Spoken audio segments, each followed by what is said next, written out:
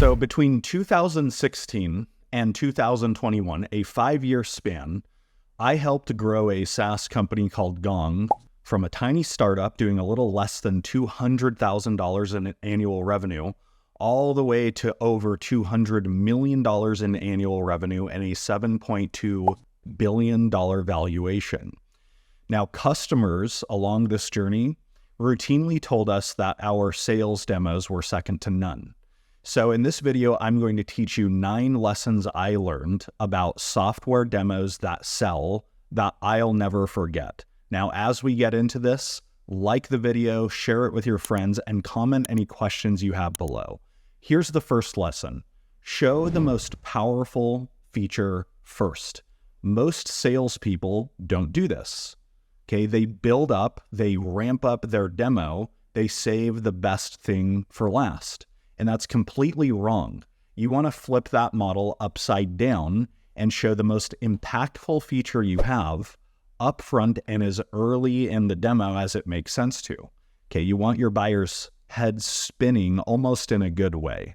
Now, once they have a bunch of questions, which they will, then you can unpack it from there. But great demos are not a mystery novel, right? You're hitting them over the head with value. Okay, number 2. Solve exactly. Okay, so do you want an easy way to speed up customer decision-making? It is to solve their pain on a one-to-one basis. Okay, no more, no less. Don't overcomplicate your demos by showing everything you have. Okay, if you're saying things like, we can also, that leads to overwhelmed buyers. Most salespeople feel this need to show every piece of their product in an attempt to build value. But the more you show that doesn't align back one-to-one to a pain that they have, the more value you actually destroy. Your win rates drop, your deal sizes drop, your sales cycles get pushed and become longer. Okay, number 3, catalyze a decision.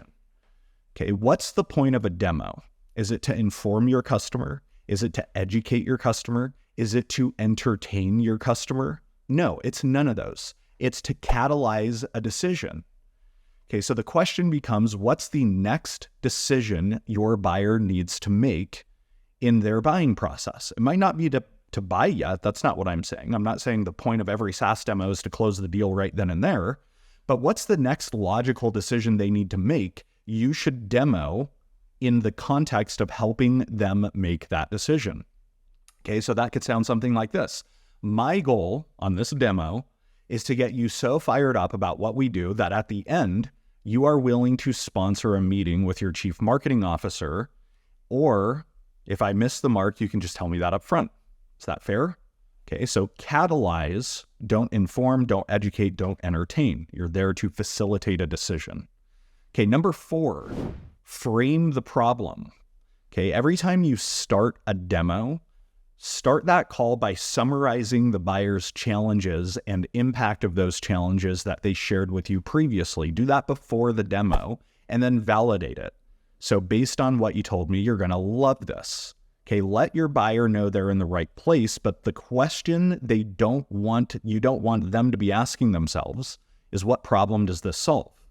Okay, so set the context of the meeting by sharing a what we've heard slide that summarizes their challenges, the impact, and now the context of the demo is, here's exactly how we're going to help with that. Okay, number 5, as you demo, orient your buyer to the screen before you really start getting into the details. Okay, most buyers, a couple minutes into most software demos, are thinking to themselves, what the hell am I looking at? Okay, because you demo your product all day, and so you know exactly where everything is, what everything does, what everything is supposed to be doing. Your buyer is seeing this for the first time, most likely. And so when you flash a bunch of charts and diagrams and all that kind of stuff, they don't know what they're looking at. So before you can even attempt to persuade them, take a minute and orient them to the screen. Okay, teach them what they're looking at. The confused mind says no. If they're confused by the demo, they're not going to buy. Okay. Number 6, spend 10 seconds framing the pain a feature solves before you demonstrate that feature. Okay, so a few minutes ago, remember how I said to frame the problem before the demo? This is kind of a mini version of that for each feature you show, right? If you're demoing 5 features, for example, you're going to do this process 5 times.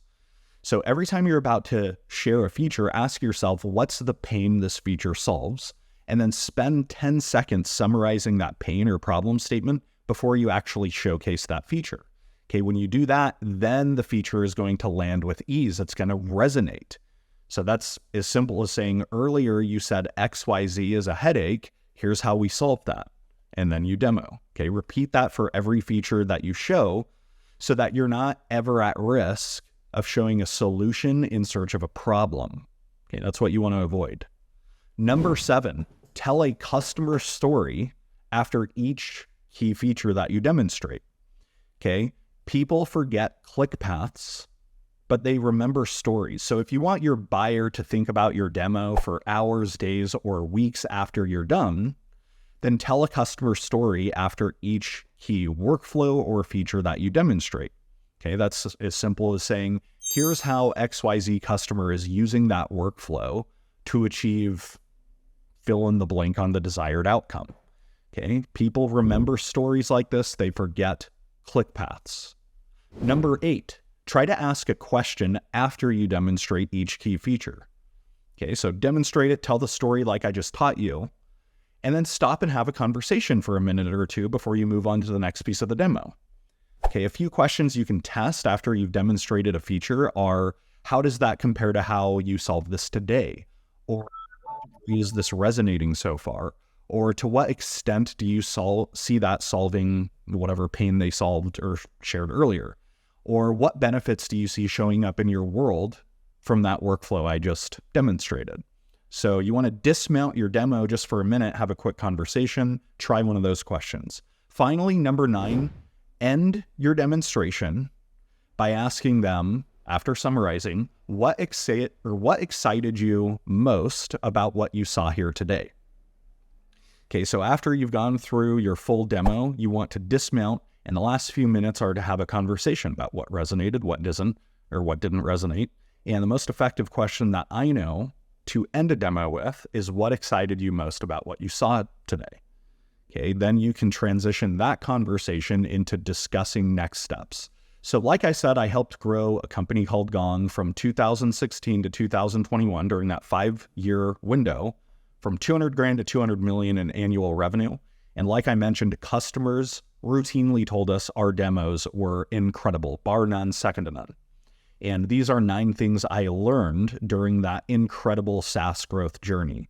So my question for you now is, which of those 9 stood out the most to you? Just write the number in the comments, right? It could be 1, it could be, write whatever number was most resonant for you.